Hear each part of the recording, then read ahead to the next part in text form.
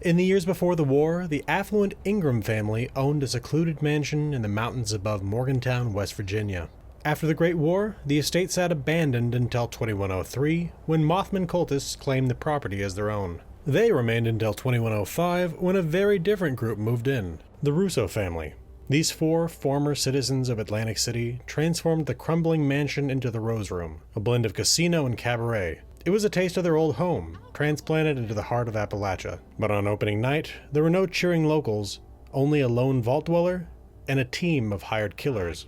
After the former resident of Vault 76 helped foil the attempted hit on the family, they joined the Russos on a journey back to Atlantic City. There, they met the factions who called America's playground home in the aftermath of the apocalypse. I'm the Irresolute Cartographer, and this is the story of the factions of Atlantic City. Though we'll return to the Rose Room and the actions of the former dweller of Vault 76 later, for now let's step back before the bombs fell. Just as the Union and the Pit emerged from the labor movements of pre-war Pittsburgh, the factions of Atlantic City trace their origins to the world that came before. Of these groups, the Showmen are perhaps the most like the Union, in that they were only truly unified after the Great War. By contrast, both the municipal government and the Lombardi family already operated as distinct powers before the world ended. In this video, we'll explore each of these factions, how they've adapted to the post-war landscape, and what roles they played in Atlantic City by 2105 when the Vault Dweller came into their story. We'll start this with a quick look at the history of Atlantic City in the real world before getting into that.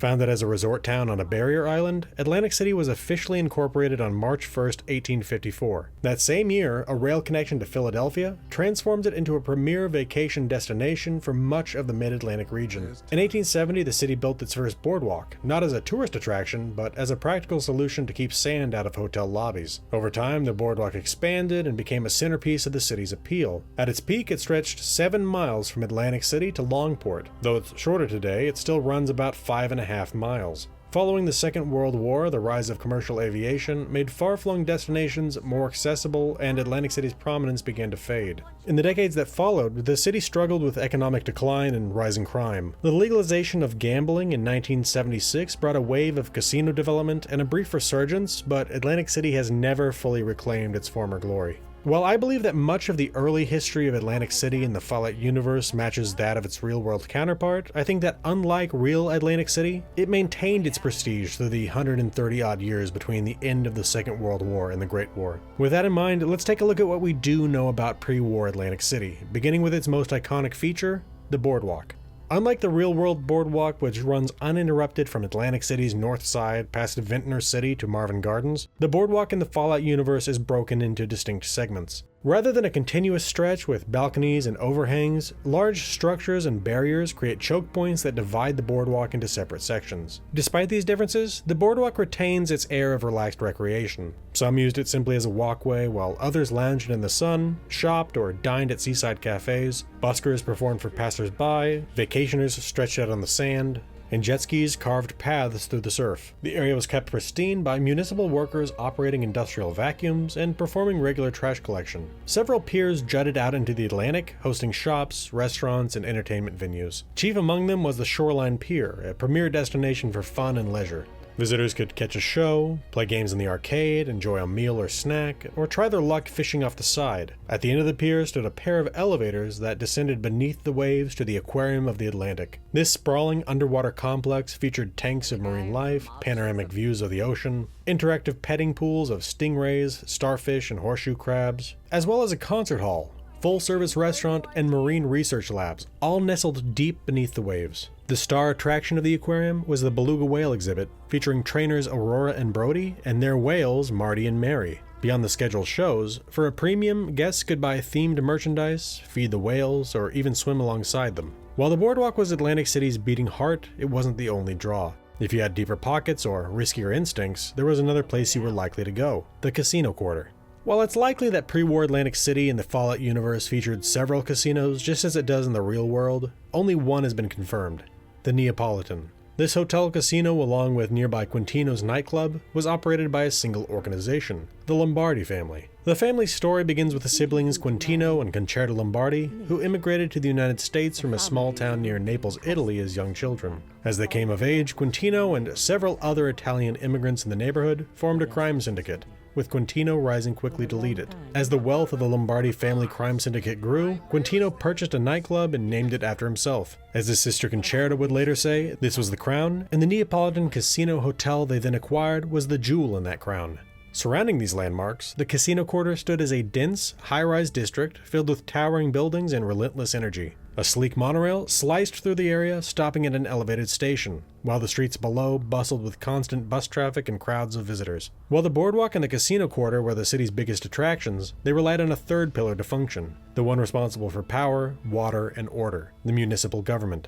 The government of pre-war Atlantic City likely employed hundreds of people across a variety of departments from sanitation and civil engineering to transit and public safety. Despite this, only one public official is known by name, Mayor Carly Day. In the years leading up to the war, Mayor Day enjoyed widespread popularity among the city's residents. It appears that her talent lay in hiring effective administrators. This allowed her to sit back and let the city government effectively run itself. After her re-election in 2076, she was expecting a smooth 4-year cruise of a term to retirement. Beyond the city's bright lights and high-rising steel, between the edge of Atlantic City and the untamed wilds of the Pine Barrens, lay a patchwork of farmland. Generational family farms occupied this land, likely supplying their produce to the casinos, restaurants, and homes of the region.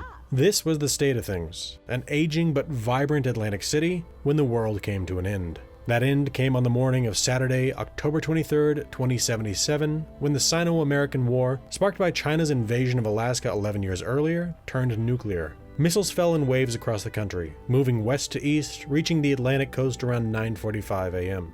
In addition to strikes launched from mainland China, nuclear submarines positioned off the east coast released their payloads. One such sub near Atlantic City appears to have launched one missile before sinking beneath the waves, coming to rest on the sea floor. While there's no evidence that Atlantic City suffered a direct hit, both land and sea descended into chaos. With the summer tourist season over, the boardwalk was quieter than usual. Smaller crowds, mostly composed of locals, were out enjoying their Saturday morning. When the bombs came down, Aurora and Brody, the beluga trainers at the Aquarium of the Atlantic, quickly moved to evacuate the facility. They gathered the few guests into the elevators. Unfortunately, the group was too large for a single trip. Brody stayed behind while Aurora ascended with the guests. The elevators never returned, leaving Brody stranded beneath the ocean, alone but for the beluga whales. Though the aquarium's structure held, the world outside was unraveling. As nuclear fire rained down across the globe, tectonic plates shifted violently. Even ancient, dormant fault lines roared to life. Buildings crumbled. Roads disappeared beneath debris. In the casino quarter, the elevated monorail twisted apart,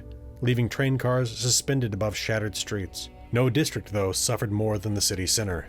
There, the earth sank, the sand underlying the area subsiding below sea level. Seawater rushed in, engulfing streets and submerging entire blocks, some up to the top of their first floors. In minutes, a thriving city was reduced to ruin. Rescue efforts began just days after the bombs fell. By Wednesday, October 27, 2077, boats had reached the now flooded city center, pulling survivors off upper stories and rooftops. Many were ferried to the casino quarter, which remained dry and fairly stable. Meanwhile, the boardwalk received new visitors, derelict ships. Whether disabled by EMP or simply seeking a landing, several vessels ran aground along the coast. These ranged from small fishing vessels to full-sized cargo ships. One such freighter sank just offshore, its broken hull left partially submerged. Soon after, radiation levels in the surrounding waters began to spike, becoming so severe it could deliver a lethal dose within seconds. While in later years, locals would blame the contamination on a pair of nuclear bombs jettisoned into the sea, I believe the true source was more likely the wrecked Chinese submarine lying just offshore. In the city center, Mayor Carly Day was left with a severely reduced staff as many had fled the city.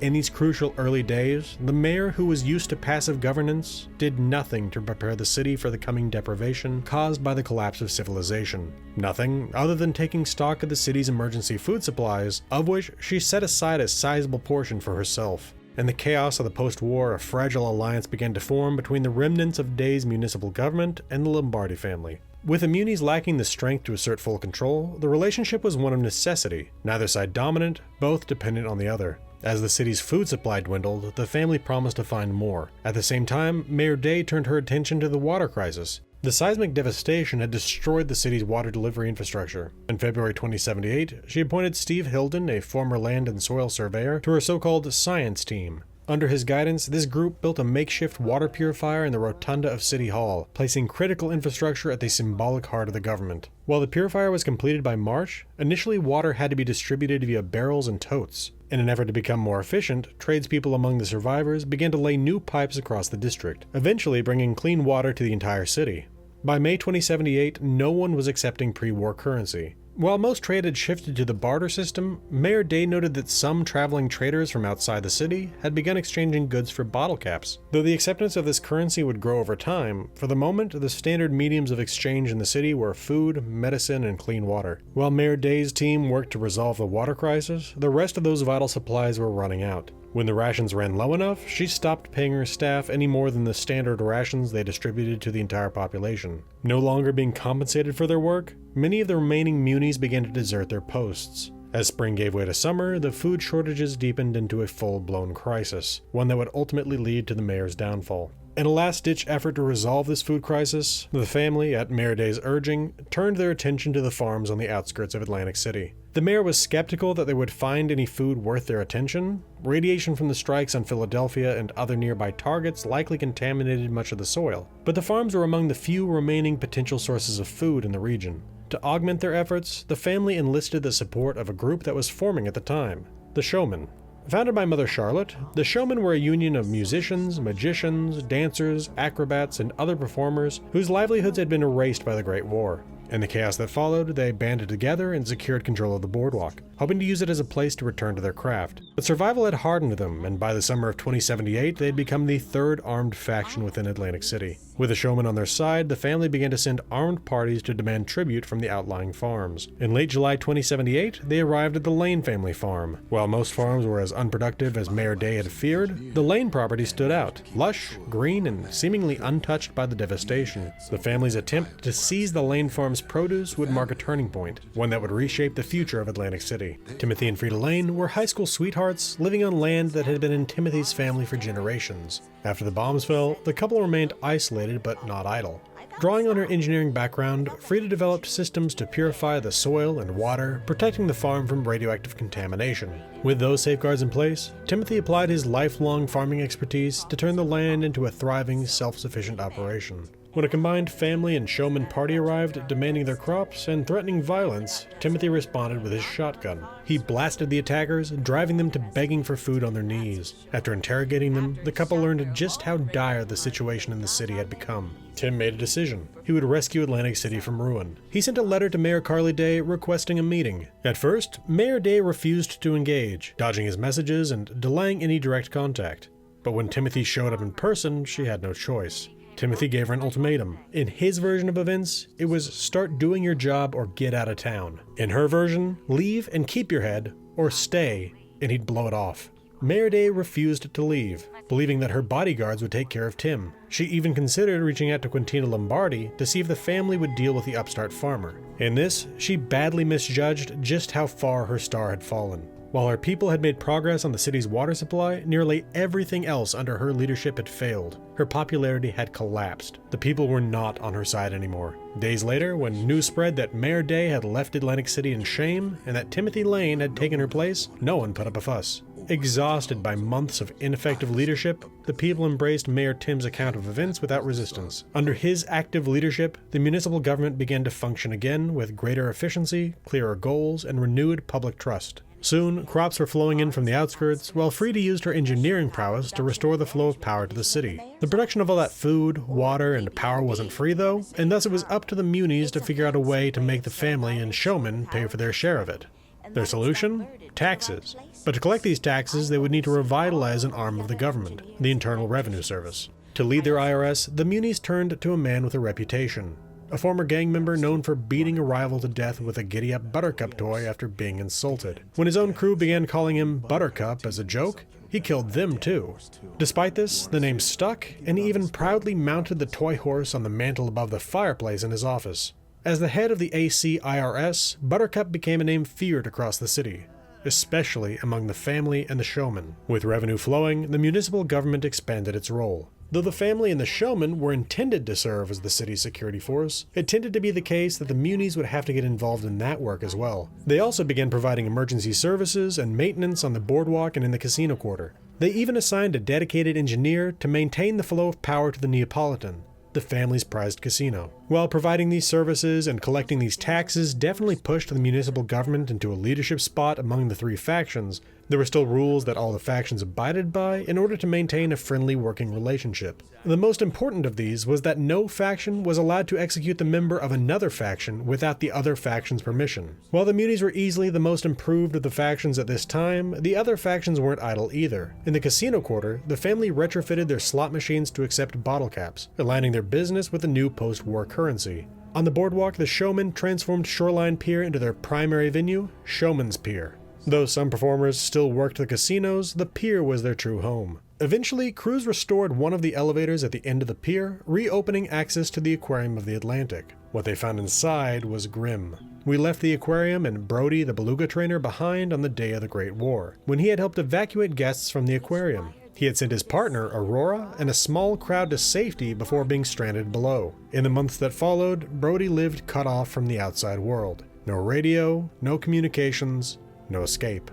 He spent his time caring for the sea life in the aquarium, especially the belugas Marty and Mary. In the absence of the crowds for which they had once performed, the whales had grown lethargic. Brody dreamed of releasing them into the sea, but the aquarium's structure had begun to fail. The north wing, which he had used as a sleeping area, collapsed. While this was terrifying, when it imploded, he had luckily been checking on the belugas. Despite having escaped death by structural failure, his end came from the drive to keep the sea life of the aquarium alive. When cleaning a tank, he had unfortunately stepped on a venomous stonefish. The anti-venom to which he had access failed to cleanse his system, and he succumbed to the toxins. Alone and unremembered, Marty and Mary likely starved to death in the days that followed. Eventually, the tank cracked, draining the pool and leaving the two belugas decomposing on the aquarium floor. Ignoring this tragedy, Mother Charlotte, the head of the showman, turned the aquarium's Triton's Den restaurant into her throne room. All across Atlantic City, things were looking up. With the restoration of power, water, food, security, emergency services, trash collection, and entertainment, the city was rising from the ashes. But along with the good came the bad. The world was still reeling from the bombs, and new dangers were emerging from the radiation. Before long, the horrors that lived on the fringes of Atlantic City began to make themselves known. In July 2078, Steve Hilden, architect of Mayor Carly Day's water monitoring and purification system, noted troubling rumors, illness spreading, corpses tainted by fungus, and whispers of contamination tied to the city's water supply. Though later proven false, the theory sparked fear, especially in the flooded city center, where strange green shapes were said to move in the shadows. The unease grew. Some residents, too disturbed by what they saw or felt, relocated to other districts. At some point after the summer of 2078, it's hard to tell exactly when, the things in the shadows stepped into the light and attacked. Out in the open, these creatures appeared as twisted human figures covered in moss and fungal growth. The city came to know them as the Overgrown. These vegetal humanoids lurched from the darkness and struck with ferocity, but they didn't come alone. Accompanying them were strange pollinators, floating, jellyfish-like creatures that released clouds of spores, empowering their allies with bursts of aggression and resilience. It didn't take long to trace their origin. The Pine Barrens, the wild, irradiated forests beyond the farms at the city's edge. The flooded city center, being closest to the Barrens, was naturally the first to feel the brunt of their wrath. Like the scorched of Appalachia, while most Overgrown fought with their fists, some were seen wielding firearms, a fact that made them all the more dangerous. In response, Mayor Tim Lane formed the Barren Rangers, a militia tasked with patrolling the outskirts and defending Atlantic City from these incursions. While the Rangers generally succeeded in keeping the city safe, Overgrown raids still occurred, sometimes in great numbers. Identifying their origin was one thing, understanding their creation was another. The municipal government had no idea what caused the Overgrown, only that the threat was growing. Though not a biologist by training, the most in-depth research on the Overgrown comes from Frida Lane. Studying a skin sample from a slain Overgrown, she made a startling discovery. Despite their plant-like appearance, they were, at the cellular level, animals, likely mammals based on the presence of lysosomes in their cells. But there was a twist. These animal cells also contained chloroplasts, structures typically found only in plant cells. It explained their green coloration and possibly their means of nourishment, photosynthesis. In other words, though they might attack humans, the Overgrown probably feed on sunlight. Frida also studied their prodigious ability to regenerate during combat. Her research revealed that only the pollinators, the floating jellyfish-like companions, could regenerate on their own. More importantly, it was their presence that allowed the humanoid Overgrown to heal. These pollinators typically followed the largest Overgrown in the group, and would only shift legions if that leader fell. There were followers who showed no independent will. When it came to the creation of the Overgrown, Frida proposed 3 theories: mutation, undead/zombie conversion, and parasitic infection. The mutation theory suggested that some kind of plant, perhaps native to the Pine Barrens, was mutated by fallout, evolving convergently into a human-like form. Frida considered this the most scientifically reasonable theory, but that it failed to explain how the overgrown used doors or wielded firearms. The zombie theory was, in her words, the craziest. It postulated that victims killed by overgrown might rise again as overgrown themselves. She discounted this theory as there were those who fought the overgrown, survived, and didn't show any sign of conversion. Also, while this explained the infection cycle, it didn't account for the pollinators. The parasite theory was Frida's favorite. This model proposed a bacteria-based parasite infecting a recently deceased human host. The bacterium would take over the corpse, converting it into an overgrown and then reanimating it. Personally, I also favor the parasite theory. I believe the pollinators are the original overgrown, not the mutated humans. The pollinators are airborne disease-spreading organisms. Their spores, once inhaled or ingested, embed themselves inside a living host. While the host is alive, the infection remains at bay, and potentially is even eliminated over time. However, if that person dies while still infected, the spores bloom, colonizing the body, reshaping it, and reviving it as one of the overgrown. Curiously, the pollinators in this theory, despite being the apparent source of the infection, are not the dominant form. They follow the humanoids, not the other way around. The parasite theory also appears to be supported, at least emotionally, by Mayor Tim Lane, who once recorded in a note that he believed one overgrown attacker was the reanimated corpse of Mayor Carly Day. Whether it was a real encounter with his predecessor or a pang of guilt, he wasn't sure. Over the following decades, the municipal government dedicated increasing resources to the fight against the overgrown. Despite their efforts, it seemed to be a battle without end. Still, the constant vigilance helped keep Atlantic City secure and allowed the other factions to operate and profit. To that end, in the late 2080s, the Lombardi family introduced a new cornerstone to their empire, a crown jewel in their drug portfolio: Devil's Blood. While the Lombardi family had controlled the drug and alcohol trade in Atlantic City since at least the Great War, Devil's Blood was something different, a step above anything they'd offered before. The drug was exclusive to Atlantic City and incredibly expensive to produce. As a result, it remained out of reach for all but the city's most affluent and well-connected. A thick red liquid packaged in a glass bottle with a skull-decorated cap, Devil's Blood is consumed as a drink. Chemically, it shares characteristics with opioids, but trials conducted by a family chemist revealed that its effects aligned more closely with depressants. The result was a potent combination: euphoria and mental stimulation paired with total physical relaxation, producing a high described by users as intensely vivid and unlike anything else. The key to its power lay in the brain. Devil's Blood directly stimulated the ventromedial prefrontal cortex, the brain's pleasure center, so intensely that even a single dose could override natural regulation and create near-instant addiction. It was in every sense the perfect drug, at least as far as the dealer was concerned. For over a decade, Devil's Blood kept the family rolling in caps, but around 2105, the family took a pair of hits in another area. Don Quintino Lombardi, the aging patriarch of the family, fell ill. He was soon confined to bed rest and disappeared from public life. Then came worse news. His heir apparent had vanished without a word.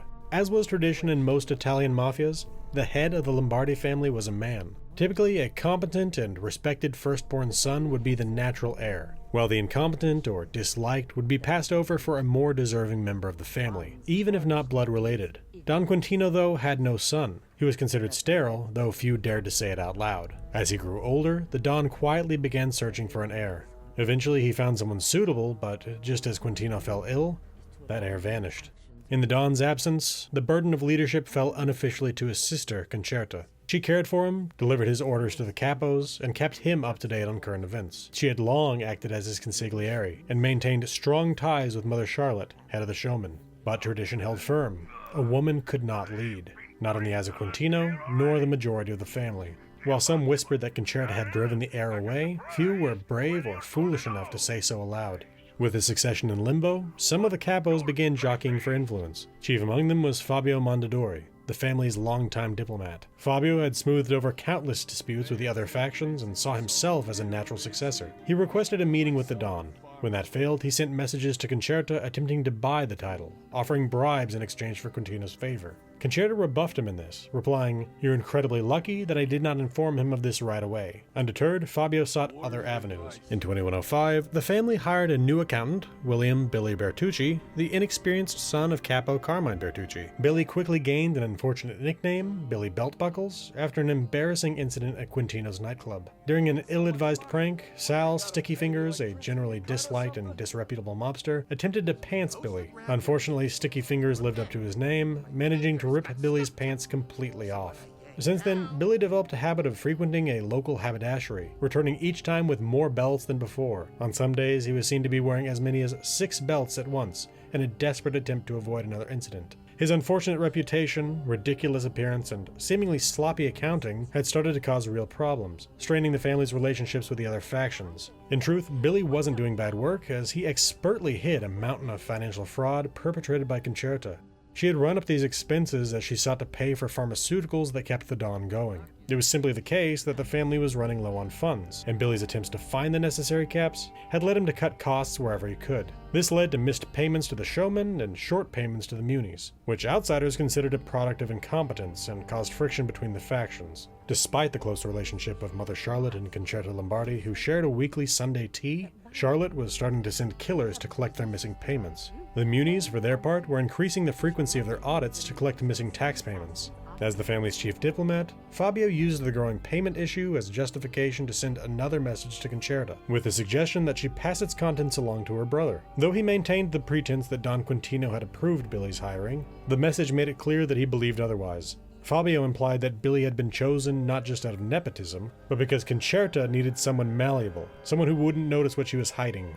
He assured her that he would do his best to smooth things over with the other factions, but closed the message with a pointed suggestion that she ask herself whether what she was doing was truly in the best interests of the family. In the aftermath of this message, it looks like Concerta, in an attempt to throw Fabio off the scent, tipped off Billy's father, Capo Carmine Bertucci, that Fabio had questioned his son's competence. Just as she had hoped, Carmine threatened Fabio over the insult. While Fabio backed off his criticism of Billy, he didn't back down. He simply took his campaign elsewhere. While this slow-moving power struggle privately played out within the family, the showmen were developing something far more public, the most sensational game.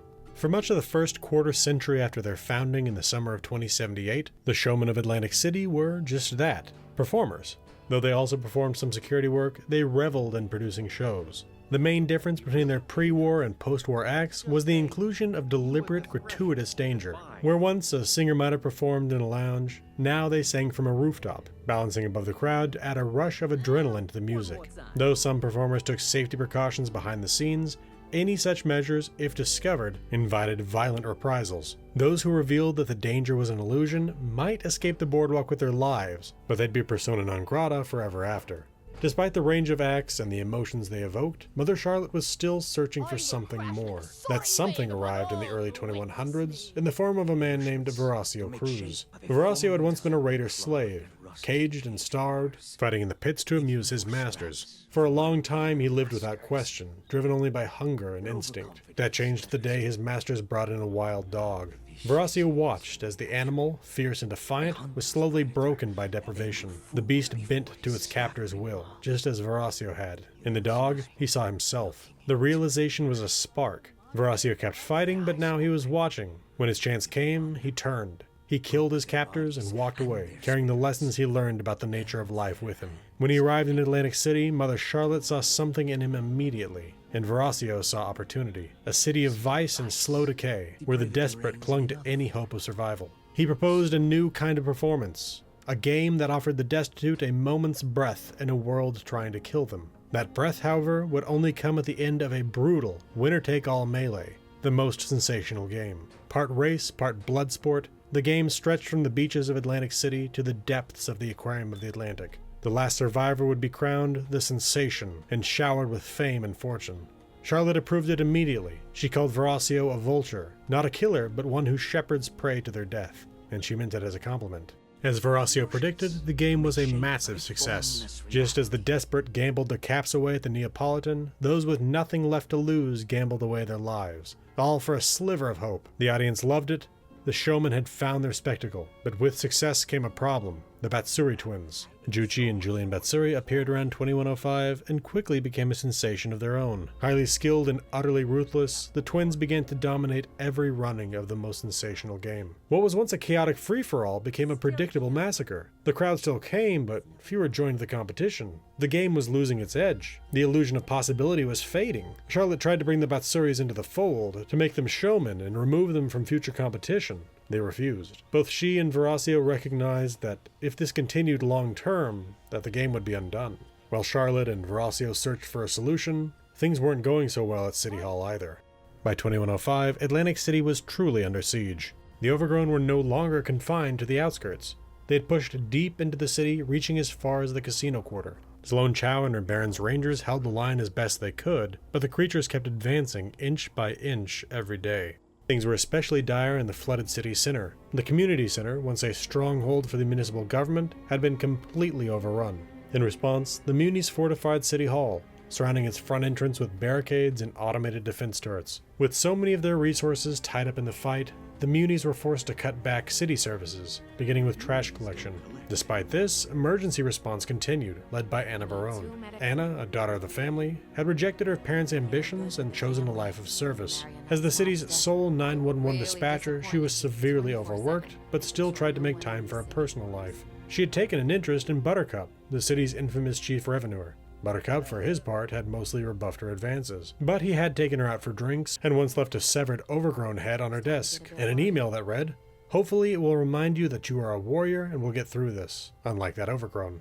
When he wasn't offering grotesque tokens of affection, Buttercup was knee-deep in audits of the family's finances. Not only were they behind on payments, thanks in part to the increasingly erratic bookkeeping of Billy Beltbuckles, but Buttercup had received a troubling directive from Mayor Tim. The message was simple but explosive. Don Quintino Lombardi wasn't bedridden, he was dead.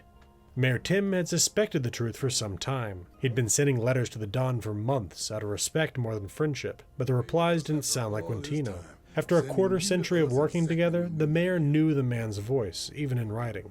Mayor Tim wasn't proud of what came next, but he believed it was necessary. He ordered Buttercup to hit the family hard, to collect everything they owed and reclaim what they needed to keep the government running. This, along with the short payments, was the cause of their increased audits of the family. By that point, all three factions in Atlantic City were stretched thin. The family needed tourists, gamblers, drinkers, and high rollers in their hotel. The showmen needed new contestants, fighters bold or desperate enough to take on the Batsuri twins. And the Munis needed warm bodies, reinforcements to hold the city together while they fought on every front. As luck would have it, help was on the way, from a most unexpected place, Appalachia.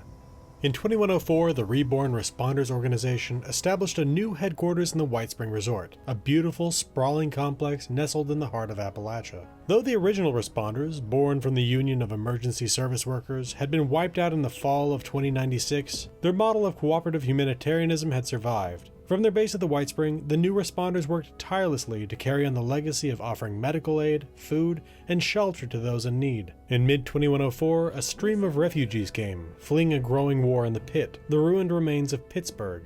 In response to this crisis in the Pit, the responders deployed former dwellers of Vault 76 to the action, using a refurbished vertibird powered by high-tech ultrasight power cells. These volunteers were sent directly into the conflict, fighting against the Fanatics Raider Gang to keep the friendly Union forces alive. Now those same Vault dwellers were being called upon again, this time with an invitation to a very different kind of destination, Atlantic City. Promoter Jeremiah Hopkins arrived in Appalachia and took up residence at the White Spring. He came with a pitch: come visit America's playground free of charge. While the Vault Dwellers had paid their own way to the Pit, this time the factions of Atlantic City would cover the cost of the minimum 337-mile flight in full. There was only one catch: the Dwellers would have to lend their skills to the city in its time of need. And Hopkins wasn't the only new arrival from the coast. Around the same time, another group from Atlantic City settled down in Appalachia, one with deep ties to all three factions of the city, the Russo family. Once a prominent name in Atlantic City, the Russo family had relocated to Appalachia and claimed the partially ruined Ingram Mansion as their new home. Though the site had been occupied by Mothman cultists the previous year, the Russos evicted them and began restoring the estate. Inside what they now called the Rose Room, they recreated a slice of Atlantic City, a combination casino cabaret nestled in the mountains. To promote their upcoming grand opening, the Russos posted flyers at local train stations, inviting the people of Appalachia to pay them a visit. It was on one such bulletin board that a former Vault Dweller from Vault 76 spotted the notice. The Vault Dweller had visited the mansion before when it was still in ruins.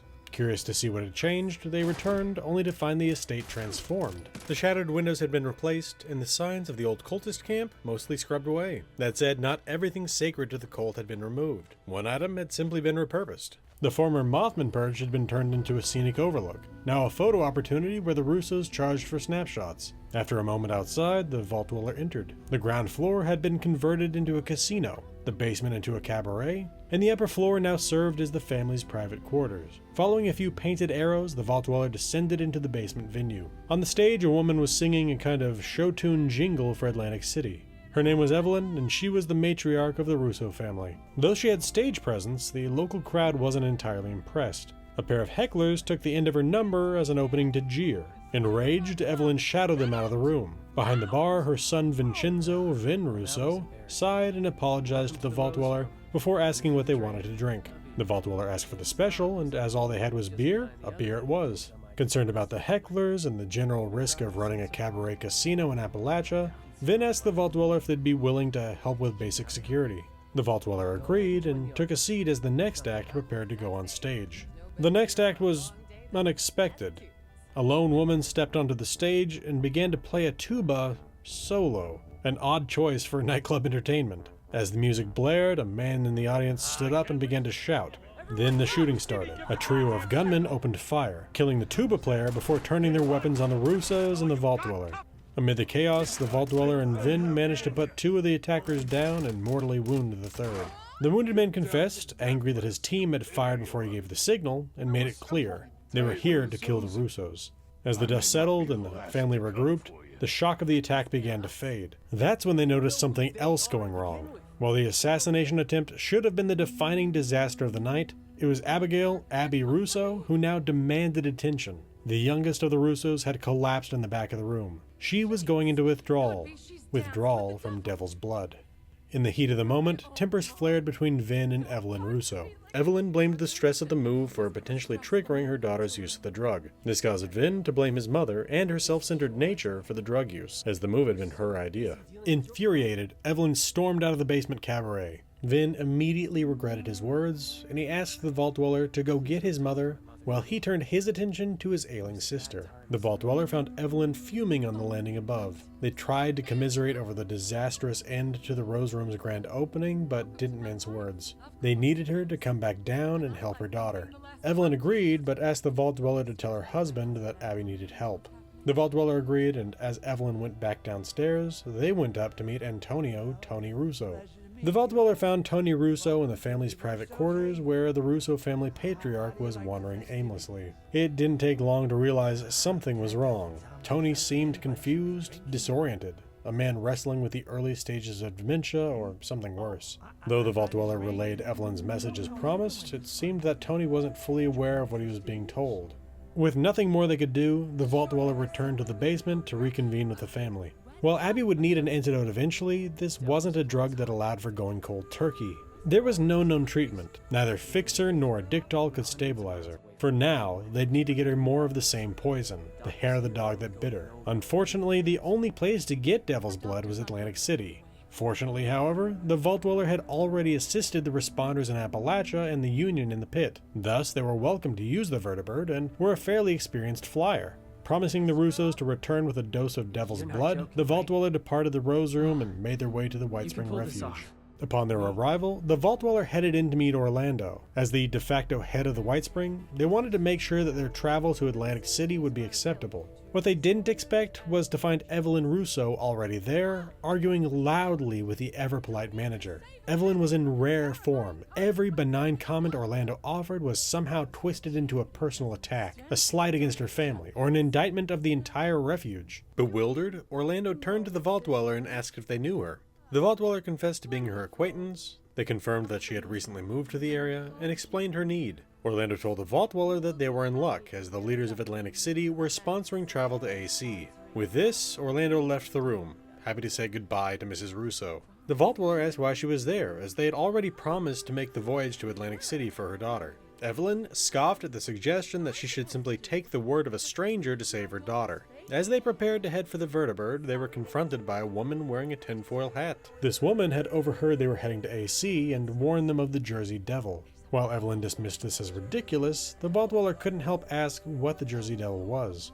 The woman in the tinfoil hat told the story of Mrs. Leeds, cursing her 13th child at birth, creating the hooved, winged, demonic beast that was the Jersey Devil. Though Evelyn once again dismissed this story as fantasy, the Vault Dweller was curious. They had themselves encountered the Mothman, Wendigos, Grafton monsters, Snallygaster, Ugwa, Flatwoods monsters, Sheep Squatch, and Blue Devils. The cryptids of the old world they had once dismissed as pure fantasy had turned out to be very real indeed. How hard was it to believe that the Jersey Devil might be yet another mythic beast to emerge in the post-war world? They pointed out that the very drug they were seeking to save Abby was called Devil's Blood. Mightn't there be a connection? Once again, Evelyn dismissed this, calling the name of the drug pure marketing. Regardless of this, the Vault Dweller couldn't help feeling a bit of trepidation as they climbed aboard the Vertibird and took flight for the coast. Upon arrival in Atlantic City's casino quarter, the Vault Dweller reconvened with Evelyn Russo. For her part, Evelyn expressed revulsion with the scent of the district, the stink of urine rising up from the streets below. Regardless of this, she pointed the Vault Dweller to a mobster with the family, Stanley Soriano, whom she explained should be able to help them get some devil's blood. He was well connected, but quite stupid. When the Vault Dweller expressed wonder as to why Evelyn wasn't joining them in this mission, she claimed to have come to AC for this reason. She brushed the question off, suggesting they should be able to take care of it without her holding their hand through the process. Leaving her to take care of whatever it was that had actually brought her to Atlantic City, the bemused Vault Dweller headed for the Neapolitan and Stanley Soriano. After entering the Neapolitan, the Vault Dweller found their way to the high roller room where Stanley Soriano was currently finishing a game of poker. When his opponent revealed a third royal flush in a row and Soriano was amazed instead of indignant, his bodyguard couldn't stand it anymore. He pulled out his gun and shot the opponent, explaining there's no way he could have gotten those hands aside from cheating. News that flabbergasted Soriano. As an aside, the odds of getting 3 royal flushes in a row naturally are 1 in 2.74 quadrillion. The Vault Dweller strode over and Soriano introduced himself. The Vault Dweller remarked on the interesting game they had witnessed. And Soriano said that crazy things happen all the time, like the guy a week prior who had special poker chips. These chips looked like normal chips, but they were really worth double. Evelyn had said he was dull, but this was something else. The Vault Dweller, doing their best to keep a straight face, steered the conversation to their need for devil's blood. Though Soriano was quick to note how exclusive Devil's Blood was, he agreed to provide the Vault Dweller with a chance to earn a dose if they did something for him, gamble. Soriano explained that he had a daily ritual that involved playing the same lucky slot machine, one that he was sure held his future fortune. The Vault Dweller, though confused, agreed to this minor task, hoping that it would open the door to the Devil's Blood they needed. They headed out onto the floor and found the slot machine in question, recognizing immediately that it was broken. It had a screwdriver stuck in it. Despite this, they played Soriano's caps and returned to the mobster. The Vault Dweller revealed that the machine was broken, and Soriano took this poorly, realizing the years of wasted caps. Despite this, he luckily didn't blame the messenger, instead vowing to find a new lucky slot machine. He'd seen others with screwdrivers stuck in them, and he had a good feeling about those. He appreciated the work the Vault Dweller had done for him, and he offered them a job that would pay in Devil's Blood. It turns out that a showman named Zaid had stolen Devil's Blood from their stores. This act had put him on the family's hit list. Zaid had a show that night on Showman's Pier. Soriano explained to the Vault Dweller that if they ruined Zaid's show, he would reward them with Devil's Blood. Soriano didn't care exactly what happened, just so long as Zaid got the lesson not to mess with a family. He told the Vault Dweller that if they managed to ruin or kill Zaid, he would be waiting outside the show with their payment. With that, the Vault Dweller headed for the Atlantic City boardwalk. Once there, the Vault Dweller made for Showman's Pier. Here, the ticket clerk informed them that the show was running late because the opening act, Dimples the Clown, hadn't yet arrived. Soriano had suggested potentially sneaking backstage to deal with Zaid, so the Vault Dweller took this as a potential in. They could take Dimple's place. The Vault Dweller headed for the arcade section of the pier where the dressing rooms were, and they quickly dressed as Dimples. Across the hall, they found Zaid locked inside, prepping for his act. He was clearly high-strung, a result of his growing intake of Devil's Blood. Mother Charlotte had told the showman that Devil's Blood unlocked the true potential of performers, yet in taking more and more, he had found himself to be less and less impressive than he had hoped. This performance was make or break for Zaid, and he was not taking the tardiness of Dimples well. Though they didn't want to cause a scene by frustrating Zaid for too much longer, the Vault Dweller was curious about Evelyn Russo and figured that she had been some sort of performer in AC before heading for the mountains. They asked Zaid if he had heard of her, and he revealed that she had been a beloved star before she ended up humiliated. Not wanting to press it further, the Vault Dweller told Zaid that they were Dimples and that they were heading out to perform the opening act. Once on stage, the Vault Dweller was announced to the crowd as Dimples, and they introduced themselves with a couple of jokes. The crowd enjoyed it, and the Vault Dweller soon found himself deep in the act, tossing pies at other clowns and juggling live grenades through hoops. With the crowd warmed up, the Vault Dweller headed backstage. Here they were once again unexpectedly greeted by Evelyn Russo. This time though, Evelyn was wearing a gold sequin dress, and her hair, usually tied in a bun, was hanging down to her shoulders, giving every appearance she was about to perform. She was mortified at seeing them there, assuming they had followed her there, and demanded an explanation. The Vault Dweller flipped the question on her, and she revealed that she had indeed been the star of Atlantic City, and she had come to get her stardom back. Confronted on her duplicity, she explained that she was confident that the Vault Dweller and Vin had the situation with Abby under control, and further related her feelings that the family had never needed her, whereas the crowd loved her. She had planned to lock Zaid in his room and perform in his place, and prove that she was still worth something. She had been, in her words, the best singer in Atlantic City before the war. Mother Charlotte had taken over after the bombs and added the adrenaline to the acts. Evelyn, though a critic of Mother Charlotte, had no choice but to join the showman if she were to stay relevant. To go along with Mother Charlotte's demands, Evelyn had started to perform on a rooftop, but used safety wires. When she fell during a performance, the wires were revealed. It ruined her reputation. Despite Evelyn's complaints that her family didn't need her, like her, or respect her, the Vault Dweller managed to convince her to go home and try to repair her relationship with her kids. It was at this moment that a showman recognized her and ran to tell Mother Charlotte that the exiled singer was back home.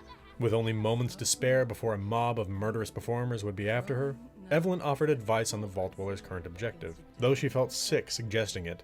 Ruin Zaid just as she had been ruined. She left the Vault Dweller to it and headed back to the Vertibird. The Vault Dweller went on stage where they found Zaid finishing his act. They took a throwing knife and threw it straight at his chest, revealing the knife-proof vest. Zaid was ruined by the revelation. Just then, the real Dimples the Clown emerged from the crowd and began to attack the Vault Dweller. They gunned the homicidal clown down on their way out of the pier. Once in the alleys off the boardwalk, the Vault Dweller found Stanley Soriano. Soriano revealed that he had heard Zaid's fate and handed over the Devil's Blood as promised. Curious about his connection to the Russo family, the Vault Dweller asked if he knew them, and though he slipped up and said they were long gone, he followed that with the denial that he knew anyone by that name. In a Hail Mary, the Vault Dweller asked if Abby Russo had stolen a dose of Devil's Blood, and once again Sal revealed yes, while denying any knowledge of her. One last note about Soriano before moving on. At a later date, when the Vault Dweller returned to the casino quarter, they asked Stanley Soriano how he enjoyed gambling in the high-stakes room. Soriano told them that it wasn't a question of enjoyment, he was there to make the big bucks. And for every hand he played, the better his odds got. Having been schooled in logic, the Vault Dweller felt the need to point out that this was, in fact, not how odds worked.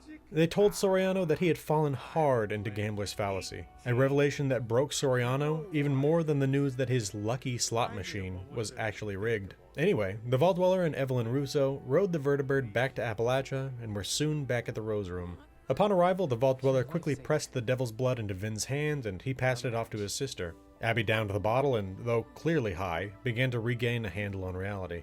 When confronted by the Vault Dweller on her actions, she sarcastically noted that she was in trouble. Vin asked her if she knew anything about getting off Devil's Blood, and she noted that possibly she would have known something if their father hadn't cut her out of his life, before euphorically prattling on about their new life in West Virginia. Vin picked up on this kernel about their father. He hadn't considered that Tony might know something about Devil's Blood, although, considering his condition, any such information might be out of reach. Vin suggested the Vault Dweller check in with him. Before heading up, the Vault Dweller and Evelyn did a full debrief of their trip, which ended up revealing that Vin hadn't known she had gone to AC in the first place. Hoping to reunite this troubled family, the Vault Dweller spun the events in the best possible light. Evelyn had come up with a plan, and her knowledge had proved invaluable. Evelyn, though, revealed her ulterior motive in going back to Atlantic City. Vin was angry that she had risked her life, especially when he and Abby needed her. Evelyn confessed that she was having trouble undergoing the transformation from being a star to being a supportive mother living in the boondocks, but that she was trying.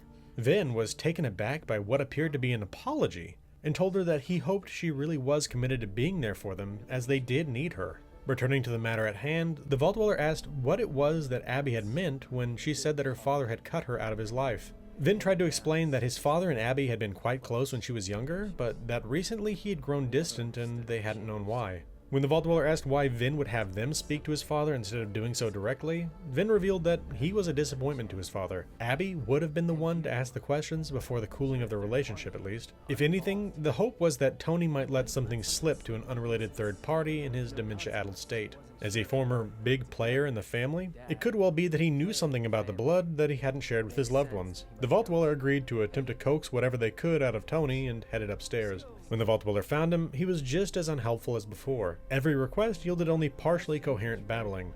With that area of inquiry proving fruitless, the Vault Dweller returned to Vin with the bad news. Without any definitive leads, Vin suggested they return to AC, specifically the flooded city center. He remembered his father having said something about taking business trips to the area. As the city center was government territory, it had struck him as strange. Now, this nugget of uncertainty proved to be their only hope. Thus, Vin and the Vault Dweller struck out for Atlantic City, searching for a hidden family warehouse somewhere in the flooded city center.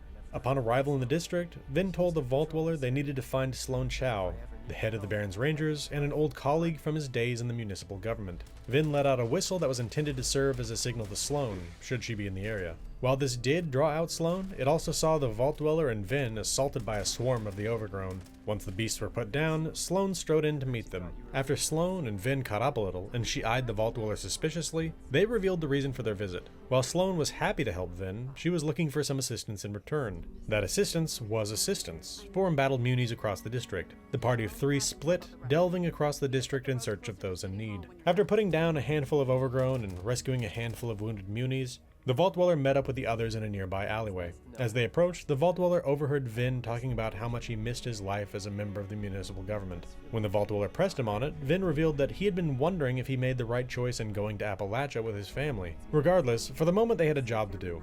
Find and infiltrate the family warehouse in search of clues that might lead them to an antidote for devil's blood addiction. To that end, there was a warehouse nearby that just so happened to have a couple members of the mob outside arguing with each other. Vin wanted inside that warehouse, but wanted to avoid starting something with the family for as long as possible. The Vault Dweller offered to check the situation out and talk their way in if possible. After they reached the warehouse, the Vault Dweller did indeed see that the mobsters were arguing, and after joining their conversation, they discovered that their conflict was of a completely frivolous nature. One was attempting to tell the other that $2 bills existed, the other was denying it. Without a $2 bill on hand to break the deadlock, the Vault Dweller was forced to look for another way in.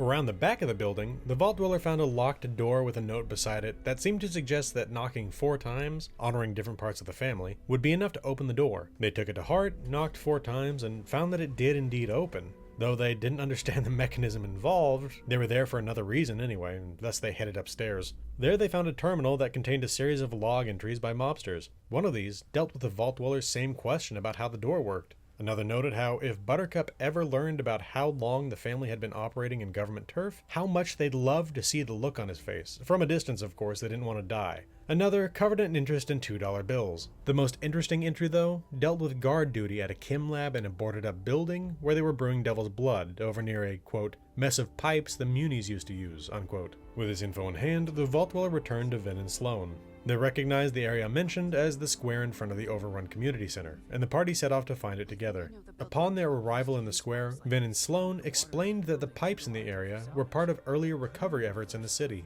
The pipes allowed the munis to pump water out of flooded buildings so they could be scavenged. They also noted that on at least one occasion, the valves were operated in the wrong order, and the building was flooded with water, blasting Overgrown out. Vin thought this might be their way into the Devil's Blood lab.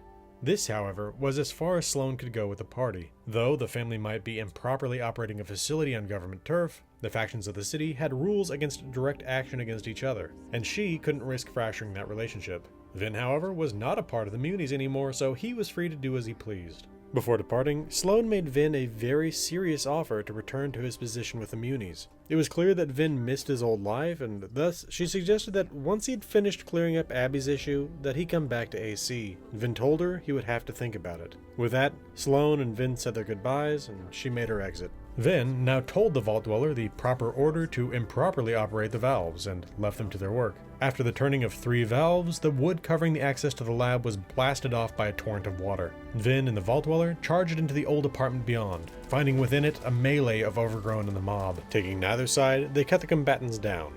As they prepared to enter the lab itself, Vin asked the Vault Dweller what they thought he should do. Stay with his family or return to his old life? Believing that Appalachia represented a place for the family to have a proper fresh start, the Vault Dweller encouraged Vin to stay with his family and help them out. He thanked them for giving him more to consider, and the two of them pressed on to the lab. Here, they found Jean, the family's chemist, frightened for her life. Through a quick interview, the Vault Dweller learned that Jean was responsible for cooking up devil's blood for the family, a role she performed against her will. She had once been independent, but had started working for the family in one of those offers you can't refuse type situations. Further, she was a devil's blood addict with a serious dependency issue. When they attempted to ask her about cooking up an antidote, she refused on 2 grounds. First of all, such an antidote was considered classified by the family. Further, she didn't have the raw materials to make it. It seems that though devil's blood was originally based on an organic compound, in recent times, she had been forced to make a synthetic version. To make a proper antidote, she would need some of that original organic compound, and she claimed not to know the source. She further related that only the original creator knew the source, and he had been driven into exile by Concerto Lombardi. She closed the case by saying, quote, "So unless you happen to know where Tony Russo is hiding, you aren't getting your cure," unquote. With this offhand statement, Vin suddenly learned one of the 2 biggest secrets his dad had ever had. His father, Antonio Russo, was the creator of Devil's Blood. Moments later, he learned the second greatest secret his father had ever had. He was faking his dementia. As Vin began to talk about the fact that Tony Russo was his father, Jean freaked out a bit, believing that for leaking this sensitive information, she would be whacked. However, as Vin began to speak about the disappointment that his father's demented brain wasn't going to give them the info they needed, Jean revealed that he was faking it. In her words, the man's sharp as a carving knife. Though Vin recognized that his father likely feigned senility in order to protect himself and his family from reprisals, the hit on the Rose Room proved that this had failed. However disappointed Vin may have been in his father, for the moment it didn't matter. He could go home, question his father, and hopefully find a cure for Abby's addiction. The two of them made their way back to the Vertibird and were soon back in the Rose Room once more. When the Vault Dweller arrived, they found that the family was preparing to confront Tony on his fake dementia. After a moment of attempting to continue the ruse, Tony's facade shattered with a shouting lecture. He explained yes, he had been faking. He had done so that he could stay alive. Concerto Lombardi was after him, and he had just hoped that if he had seemed like he wasn't a threat, they would leave him alone. Though the attack had proved his theory incorrect, he hadn't broken character out of pride. Finally freed from his act, he turned his attention to his daughter. Despite his annoyance that she had chosen to get back at him by taking a drug so addictive, there was no breaking the habit without outside assistance. He had a plan. It was time to share the secret of Devil's Blood, and to that end, he led the family and the Vault Dweller into a locked closet off the kitchen. None of the audience of this display was prepared for what Tony had to show them. The preserved corpse of a Jersey devil. The devil was a strange creature, slender and muscular. It was bipedal with long limbs and sharp claws and horns. It had a long black tongue that dangled from its gaping maw. Easily, the closest thing that resembled in the wasteland was the Deathclaw, but this creature was more lean, with an ashen tint to its smooth skin. It was from this creature that the source of the original Devil's Blood had been drawn. Evelyn had been wrong. It hadn't just been marketing. Devil's Blood was literally made with devil's blood. Vin remarked that he had seen one of them before in the Flooded City Center, but hadn't known what it was. Antonio began to provide an explanation that caused everything to fall into place. He was Don Quintino's heir apparent. It had been he who fled the city, causing the succession crisis. Concerta had been after his rule for years. Sometime in the late 2080s, he had killed this Jersey Devil in an attempt to solidify his position in the family by bringing them something spectacular. When he brought the body to Jean to be taxidermied, she had drained its blood and discovered the amazing chemical properties therein. Instead of a curio that they could sell to the showman, Tony had brought the family the most addictive drug it would ever sell. Though Jean claimed not to know the original organic compound behind Devil's Blood, if what Tony had said was an accurate accounting of his actions, then Jean was clearly lying. Either she had lied to Concerta and then Vin to protect herself from reprisals from Tony, or out of respect for him. Regardless, Tony still had some raw Devil's Blood on him that he would personally bring to Jean. It was time to make an antidote. Once again, the Vault Dweller traveled back to Atlantic City's Flooded City Center, this time with Tony and Abby. Once there, the Vault Dweller found that the district, though a domain of the Muni's, was being patrolled by family soldiers.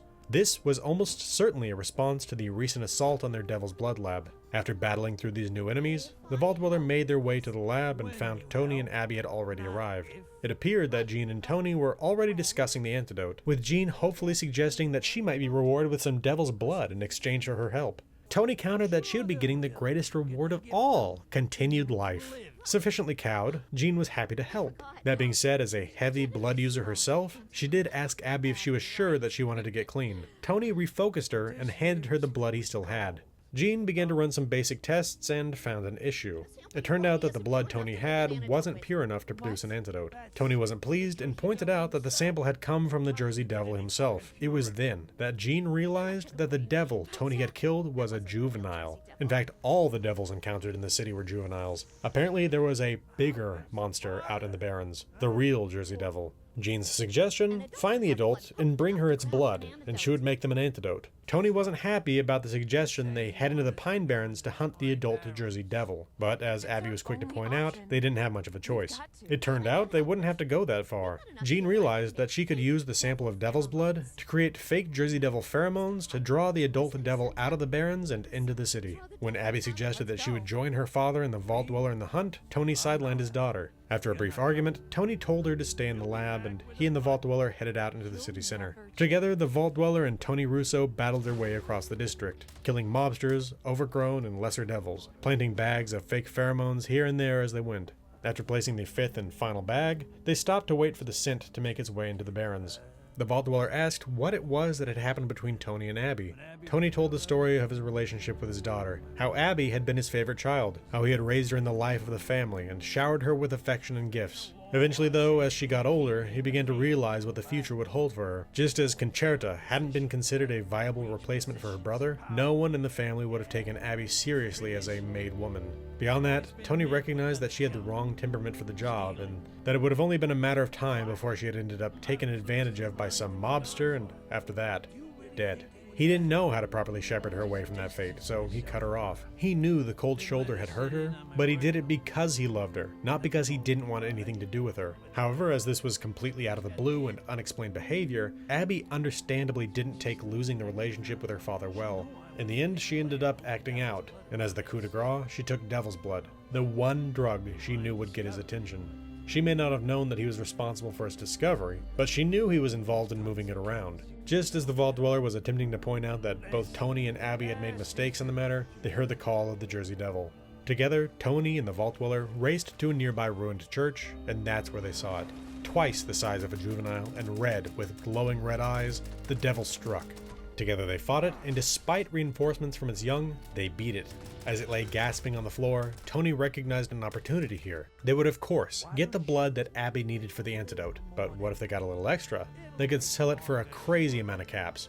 The Vault Dweller pointed out what a mistake this kind of thinking was. Tony had been driven from his daughter by his work. He was just now on the precipice of winning his life with her back. Did he really want to risk that? Tony realized his error and told the Vault Dweller just to take what they needed. With the blood drawn, the devil climbed to its feet and vanished in a puff of black smoke, not unlike the Mothman of Appalachia. Regardless, the Vault Dweller and Tony rushed back to the lab. When they got back to Jean, they discovered that Abby was gone. Jean explained that Abby had left, saying she had gone to the place where she had met her real father. Tony knew immediately what she meant. 14 years prior, she had witnessed him killing a man in a nearby restaurant, a devil's blood addict that owed the family money.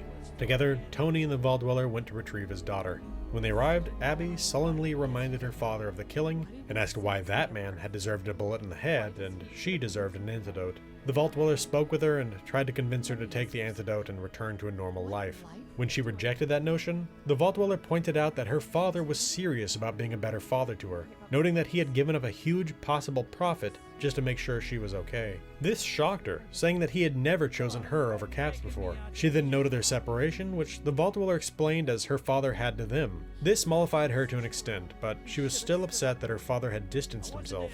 It was then that Tony finally apologized to his daughter for the myriad ways he had hurt her. Once again, she was shocked. He had never admitted fault before. She told her father that while she thought it was wrong that she was getting a cure when so many others deserved it as well, she would take it if they really would have a new start to a new life together. No more killing, no more Kims. She wanted a proper family. Tony apologized to his daughter, telling her how sorry he was for having failed her, and admitted to being a coward for having walked away from her. He told her that if she would take the antidote, he would be the father she wanted him to be from then on. Accepting his offer, she agreed to take the antidote. Together, they returned to Jean. Once back in the lab, the Vault Dweller handed the devil's blood sample over to Jean, who turned it into an antidote. Abby took the dose, and though it initially seemed fruitless, she began to feel the cravings diminish. Jean told her that it would take time for the symptoms to completely diminish. Abby thanked Jean and the Vault Dweller and asked them to come see the family at the Rose Room. With that, the Vault Dweller departed Jean's lab and headed back to the mountains. Once at the Rose Room, the Vault Dweller watched as Evelyn and Vin welcomed Tony and Abby back. When Evelyn suggested a toast to honor the moment, Vin said that they should probably hold off on substances for a while. The Vault Dweller was happy to see their family reconnect and renew their bonds. In the midst of it, Vin told the family that he would be staying with them rather than rejoining the Munies. In the end, the family thanked the Vault Dweller and told him that they would always be welcome at the Rose Room. With that, the Vault Dweller headed back out into the wasteland. However, they weren't quite done with Atlantic City. There were a handful of events that required their attention. We'll start this with a continuation of the story of the most sensational game. When we last left off, Mother Charlotte and Horacio Cruz were concerned that the Batsuri twins were ruining the game by winning too many times. Thus, they had helped fund the trips from Atlantic City to AC in the hope that someone would come and defeat Juchi and Julian. The Vault Dweller was soon one of many who threw their hat in the ring. Upon arrival, the Vault Dweller met Horacio Cruz and the Batsuri twins, who welcomed them to the game. The twins also offered them the opportunity to make some extra cash in the game if they would A. win the game quickly, B. gloat over those they slew, and C. find a teddy bear hidden somewhere along the way. The event then started with a race across the beach, sending up fireworks as they ran. As they neared Showman's Pier, the Vault Dweller killed competing contestants and gloated over their corpses as requested. Once inside the pier, the Vault Dweller found the hidden teddy bear and battled the Batsuris, defeating them and forcing them to flee. After taking the elevator down to the aquarium of the Atlantic, the Vault Dweller found a frightened civilian that they were meant to escort. It seems that she had signed up for the job as she desperately needed the money, but now was as much at risk as any contestant, if not more so. This was because as the Vault Dweller escorted her to collect 3 blood packs, she became the primary target of the Vault Dweller's competition. Thankfully, the Vault Dweller succeeded in getting her safely to the finish line intact, before moving on to find the Batsuri twins confronting them once more. After putting them down again, the Vault Dweller ascended to the VIP area where they were congratulated by Mother Charlotte on their victory. The game had a new sensation and the appearance of chance once more. After a conversation with Mother Charlotte, the Vault Dweller passed out. When they awakened, they found themselves sitting on a lounge chair on the boardwalk. A ride on the vertibird then brought them back home. Next, we come to the story of the Vault Dweller helping Billy Beltbuckles and his efforts at tax evasion. Upon arrival in the casino district, the Vault Dweller found Billy Beltbuckles on his knees in front of the Neapolitan, held at gunpoint by a showman. It seems that Billy's frequent short payments to the showman had a more personal consequence than usual. The Vault Dweller convinced the showman that killing Billy wasn't worth it, and he backed off. Billy thanked the Vault Dweller and then gave them their task. The Vault Dweller headed over to the local monorail station and shut down a showman radio transmitter. This drew out waves to the showman, attempting to restart the transmitter, which the Vault Dweller was forced to kill to survive. With that done, they headed over to the Neapolitan, where Billy told them that the Overgrown had burrowed into the vault, and were currently eating the family's caps. He needed the Vault Dweller to kill the Overgrown and reclaim the caps before the Muni auditors found them and took them. Billy wanted the caps put into slot machines on the casino floor to hide them. Along with this, he wanted the Vault Dweller to place poker chips in the vault as part of a scheme to hide their money from the Munis. The Vault Dweller was then accosted by Sal Sticky Fingers, who wanted them to help him fleece the casino. Specifically, he wanted them to activate the anti-cheat system, killing a cheater so that they could loot his corpse. Along with this, he told the Vault Dweller that he had rigged a number of slot machines across the casino to take caps but never pay out, and he wanted them to bring him the caps from them as well. It seems that we found where Stanley Soriano's caps went. Anyway, the Vault Dweller discovered that the Munis had occupied the casino for the purposes of an audit. Now forced to fight the government for Billy as well, the Vault Dweller got to work, and soon all they'd been tasked with was complete. Unfortunately for Billy, just as things looked to be clearing up, Buttercup took Billy's comms and called the Vault Dweller to come fight him for Billy. The Vault Dweller made their way to Quintino's and found power armor-clad Buttercup standing over Billy, who was once again on his knees begging for his life. The Vault Dweller defeated Buttercup, and once the Munis left, they were free to deliver the requested items to Sal and to clear things up with Billy. With that, they headed back home.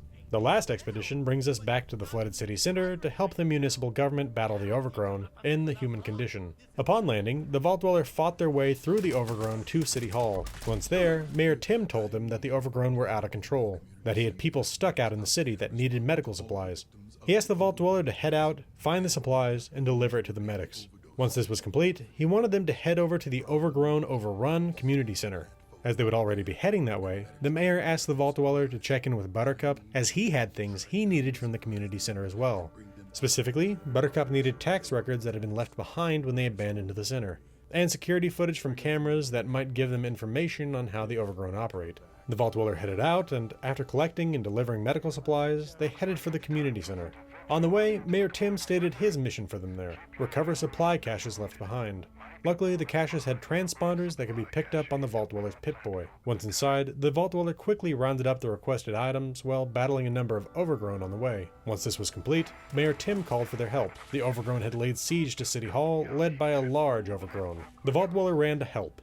Just outside the community center, they rescued a group of showmen and family that had come to the Muni's aid, and pushed past City Hall to encounter the Spore Master. After laying the Spore Master and his allies low, the Vault Dweller returned to City Hall. There, they accepted acclaim for their work in a ceremony that was interrupted by Overgrown 4 times before it was all said and done. With that, the Vault Dweller headed back to the Vertibird and was on their way home. Having covered the expeditions, we come to the last pair of quests that only become available once the Russos have been helped. We'll start with Custodial Compulsions. Following the request of a Help Wanted sign at the White Spring, the Vault Dweller took a Vertibird back to AC. After landing at the boardwalk, they made their way to Sam's Saltwater Taffy. Despite the name, the store offered beachwear, toys, and guns, and there was no saltwater taffy to be found. For those who don't know, saltwater taffy is a chewy confection invented in Atlantic City around 1880, and it's been a staple of the boardwalk ever since. Anyway, the proprietor of Sam's Saltwater Taffy, Saltwater Sam, was the one who had placed the ad looking for assistance in his custodial work on Showman's Pier. Despite being a bit unnerved by Sam's tone of voice, the Vault Dweller agreed to help and followed him to the pier. Once in the cleanup area, the Vault Dweller could tell that something bad had happened on stage, but given their own experience performing at the pier, they weren't surprised that another show might have ended bloody. Sam asked them to pick up trash, wipe up blood, pick up stage props, and dump a suspiciously large and heavy trunk into the ocean. The Vault Dweller went about this work, but did find a half-dozen clues as to what happened. It seems that one of the showmen was looking to put on a play of their own creation. This play covered a love triangle between Stratton, a busy businessman who's too busy with business for love, Stella, a burlesque dancer that loved him, and Brutus, Stella's idiot bodyguard who loved her. While much of the story has been lost, this is the little we do know. Stratton attends Stella's show, not to see her, but as a place to meet a potential client regarding a merger. When Stella comes on to him, he calls security to stop her from annoying him. This draws in Brutus, who grabs Stratton and escorts him out, in spite of Stratton having been the one to call him over, and in spite of Stella's desire for Stratton.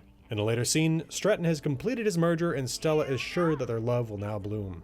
She is shocked to find him killed by Brutus. This is followed by Stella confronting Brutus. When he advances on her, she shoots him before taking her own life with the same gun. Regardless of how the show should have played out, the production was plagued with difficulties. When the rehearsal started, the director was not happy with the actors' performances. Thus, she mandated that the actors begin to method act, living their assigned roles 24/7. In this mode of operation, Stella's actress began to get annoyed by Brutus's actor, who appeared to be taking his scripted affection for her too seriously, and in all the wrong ways. She noted that her makeup had been stolen, dresses bunched up, doors locked, lights turned off, and she had had a dead rat killed by a broken neck left on her vanity. As only Brutus and the janitor had access to her lights and keys, and with Brutus's method acting, she was sure it had to be Brutus.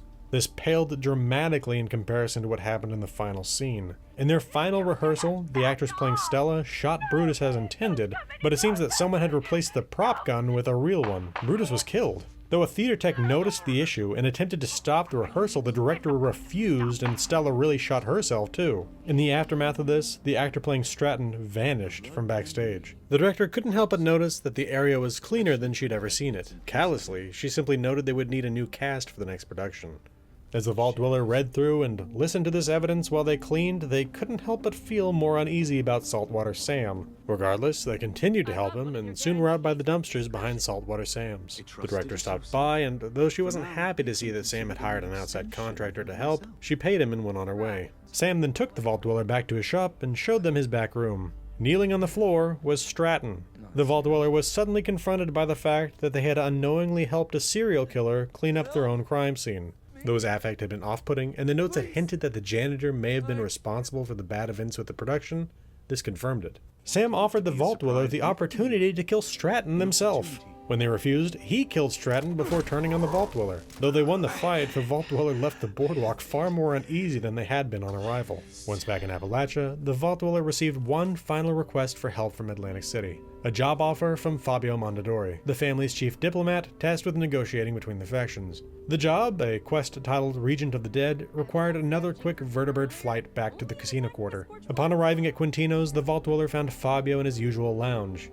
The capo explained that while he had a delicate task in mind, he first wanted to ensure that the vault dweller was the right person for the job. A small gang had moved into a nearby building, harassing and robbing potential customers traveling to and from the casino, something the family couldn't tolerate given that they preferred to rob their guests consensually. Fabio's instructions were simple. The gang had to be driven out. The vault dweller found the gang occupying a ruined building near the base of the vertibird pad. Despite Fabio's claim that the gang had been robbing innocent civilians, Jordi, the gang's leader, insisted they were only targeting the family. Regardless, the vault dweller carried out their instructions, issuing a stern threat that persuaded the gang to abandon the area. When they returned to Quintino's, Fabio, satisfied with the vault dweller's handling of the situation, revealed to them the true nature of his task. Although it was public knowledge that Don Quintino had been bedridden with illness for some time, Fabio suspected the Don was actually dead. He believed Concerta, the Don's sister, was maintaining the illusion of his sickness to quietly retain control of the family. If you'll remember, Fabio wasn't alone in his suspicions. Mayor Tim had ordered Buttercup to step up tax collection efforts precisely because he doubted Quintino was still alive. However, suspicion wasn't enough. Fabio needed proof. He tasked the vault dweller with secretly accessing Concerta's personal files to find evidence confirming the Don's death. The vault dweller immediately set off for the Neapolitan. Concerta's private quarters lay on the ground floor of the casino hotel's hotel wing. After dealing with the guards posted outside, the vault dweller picked the lock and entered.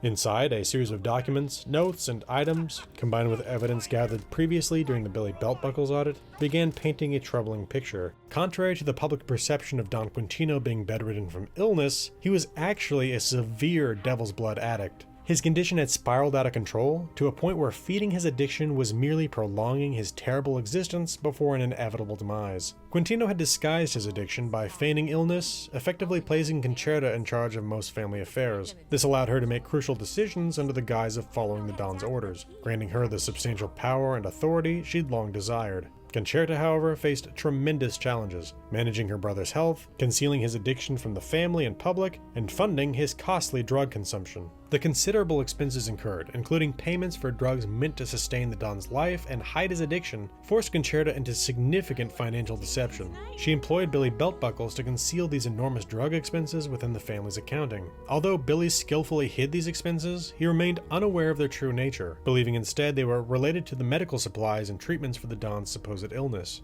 Billy's ignorance of the real circumstances inadvertently caused problems. Unaware that he needed to forge shipping invoices for Devil's Blood, Billy left a crucial paper trail exposed. Andrew Murphy, a family soldier, noticed the discrepancy. 12 liters of Devil's Blood delivered to the casino had gone missing before reaching the sales department. Convinced there was a large hidden stash within the Neapolitan's vault, Murphy decided to stage a heist. Seemingly experienced from having robbed a casino in pre-war Las Vegas, Murphy recruited 2 accomplices, Dean Carlson, the Muni power engineer assigned to the Neapolitan, and Kit Ryder, a showman lounge singer who moonlighted as a skilled thief. Carlson had previously demonstrated a willingness for corruption, having accepted bribes from Billy Beltbuckles to falsify casino power usage reports. Ryder's role would involve getting close enough to Concerta to steal the vault key from around her neck. The heist plan was simple. Ryder would steal the key, Carlson would cut power to the casino floor for a minimum of 8 minutes to cause confusion.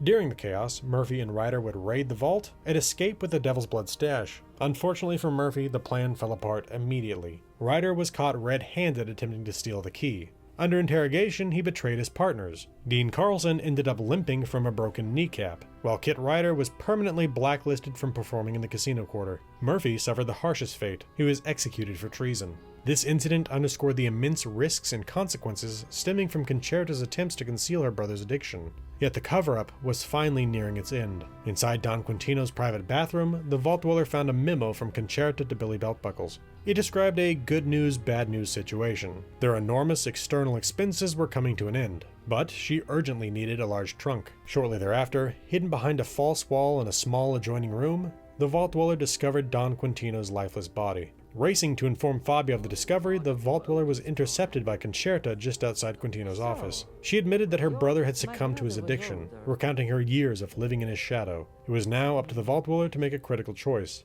Side with Concerta and eliminate Fabio, or align with Fabio and kill Concerta. Ultimately, the vault dweller found a third option, persuading Concerta to spare Fabio's life. With that, the vault dweller decided to get out of Dodge, just as Tony Russo had, rather than face further entanglement or retribution from the family. Alright, that covers the full narrative, but I have a few notes before concluding things here. First, the version of events I described represents what I consider to be the best possible outcome for the story. However, there are alternate endings when it comes to the Russo family's living situation and who leads the Lombardi family. When it comes to the Russos, you can end up with Vin and Abby having left home. In one of these versions of events, Vin goes back to be a Muni. When it comes to Abby, she can either take the antidote and choose to stay in AC, or refuse the antidote and disappear from the world. If Abby leaves the family, Tony takes it very hard and actually begins to manifest the symptoms of dementia that he once feigned. As for the head of the Lombardi family, the Vault Dweller in the previously stated version of events left everyone alive, but there are several alternate versions. One can kill Concerta, convince her to step down,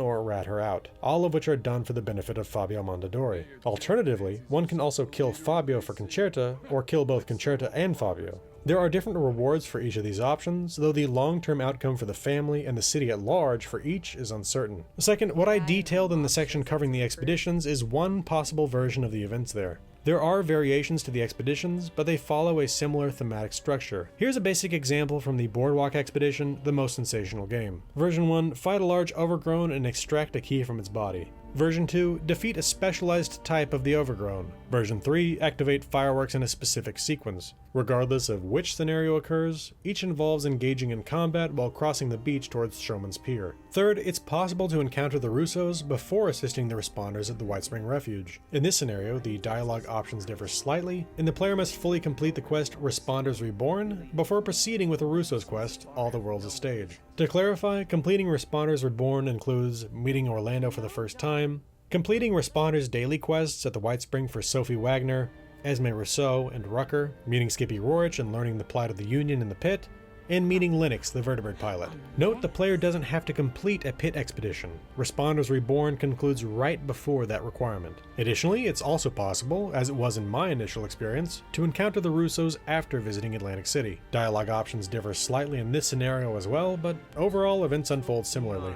Fourth, each time I intervened to assist the Russos on their opening night as requested by Vin, he unexpectedly turned hostile towards me. I took care to avoid harming him or his family, exclusively targeting the hitman. Despite this caution, Vin consistently attacked me for providing the help he'd asked for. In one instance, I remained completely passive, yet he still initiated combat. I stopped his unwarranted assaults by leaving the Rose Room for a moment.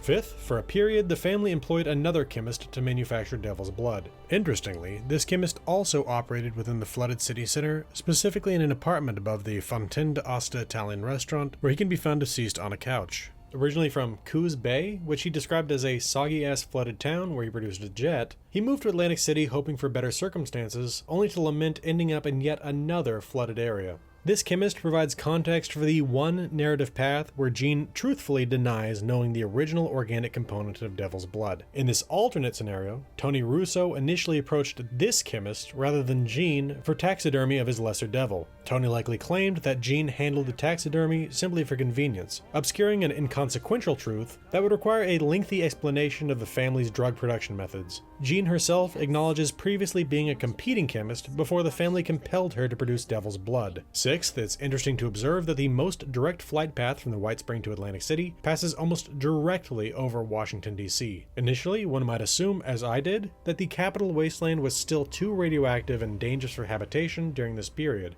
However, the unnamed chemist mentioned in the previous note was actively working within the area post-war when he learned about Atlantic City. Given this information, I wouldn't be surprised if an expedition to the Capital Wasteland eventually becomes part of the content. Seventh, I couldn't fit literally everything from Atlantic City in this video. While I can justify this by saying that the main purpose of the video was to cover the factions of Atlantic City, and as the Russo family are intricately tied to those factions, the Russos as well, there are some things that I would have loved to have talked about, but that didn't fit into the narrative. Here are a few examples. A. Tony Russo's terminal records his views on his family members and the members of the Lombardi family. There's a lot of interesting information here, but chiefly, he objects to Concerta becoming the Dawn, not based on tradition, but because he sees her as overly ambitious, with a hunger to rule without limit. Regardless of whoever it is that is most responsible for the family's success, he rightfully believes that she thinks that it's her. B. There are a handful of points to show how strong the friendship between Tony and Quintino was. You can find these in the aforementioned terminal entry, an email from Tony to Quintino, Quintino's words to Concerta, and a final confession, presumably from Quintino, in which he asks Tony to mercy kill him, rather than let him succumb to his addiction any longer. See, it seems likely that the overgrown pollinators are probably capable of causing rapid plant growth, not just in creating the humanoid overgrown, but in the surrounding environment as well. This is the best explanation for the plant life within the community center. I don't know how else to explain these trees growing in the structure, especially the enormous one in the pool. This ability is not referenced anywhere as far as I could tell, so I didn't include it in the narrative. If this is true though, imagine the possibilities in reforesting the wasteland. D, also regarding the overgrown, there's a population of the creatures in Skyline Valley thanks to Sal Stickyfingers. He managed to con a showman named Magellan into believing that they could be trained. Magellan decided to take them on an East Coast tour, and after realizing Pittsburgh wasn't a good venue, ended up in Appalachia. He decided to let them out of their cages, and they ended up killing him and his Blue Ridge Caravan Company guards. They now live near Susan's cabin. E, there's a link in Atlantic City to the Lovecraftian elements of the Fallout universe, and a note called Urgent Message for R. Dunwich and C. Blackhall. Unfortunately, it seems a little too vague to really provide any information. That covers the most interesting things that didn't fit into the rest of the video, but there are a few other things here and there. 8th, before the fall of the community center, Buttercup wrote a letter to Mayor Tim, alerting him that a journalist was investigating the disappearance and presumed death of former Mayor Carly Day. As a fervent admirer of Timothy Lane, Buttercup was deeply concerned that this investigation could expose Carly Day's killing and undermine Mayor Tim's legitimacy. Such a scandal might provide ammunition for the showman or family to avoid paying taxes or to challenge the mayor's authority. While the journalist's identity remains unknown, it's possible that gonzo journalist Jack Hunter, who recently visited Atlantic City, could be the individual Buttercup referred to. Hunter and his companions notably experimented with devil's blood at the Neapolitan, somehow avoiding addiction. If Jack Hunter is indeed investigating Mayor Day's disappearance, Buttercup would undoubtedly consider him a threat and would not hesitate to act violently against him to protect the Munies. Should the truth behind Carly Day's demise become public, Frida Lane would likely seize the opportunity to push her husband towards retirement. She already sees the current situation as unsustainable and would prefer to quietly settle down on their farm for the remainder of their lives.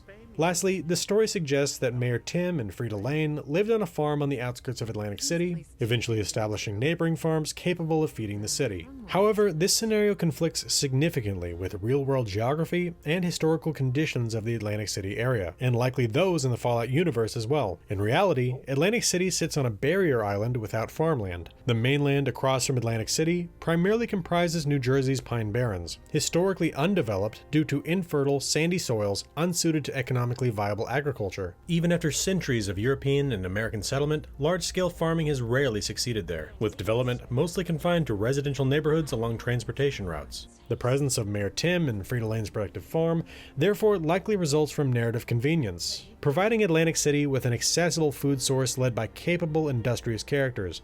A more realistic scenario in the Fallout universe would require the city to source food either by fishing or gathering from the sea, or by transporting goods along the coast from more fertile, distant regions.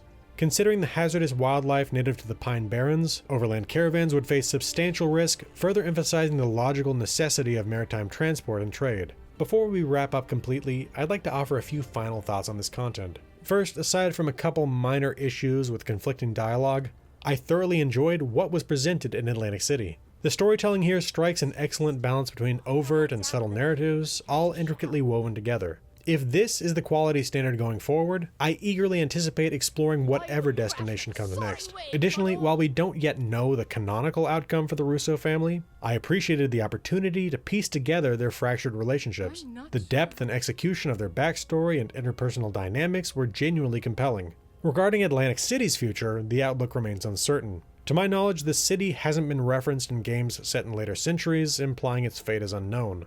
Clearly, without continued outside support, Atlantic City faces an uphill struggle. Even with Appalachia's assistance, the overgrown threat remains critical and could ultimately destroy the city if left unchecked. I remain hopeful that we'll eventually receive a 4th expedition destination in the Pine Barrens, allowing us to track down and eliminate the source of the overgrown, potentially securing a lasting future for Atlantic City. Alright, I think that'll do it for this video. Follow me on X for lore video announcements at Gaming with Maps. My Discord is open to the public, there's a link in the channel's banner.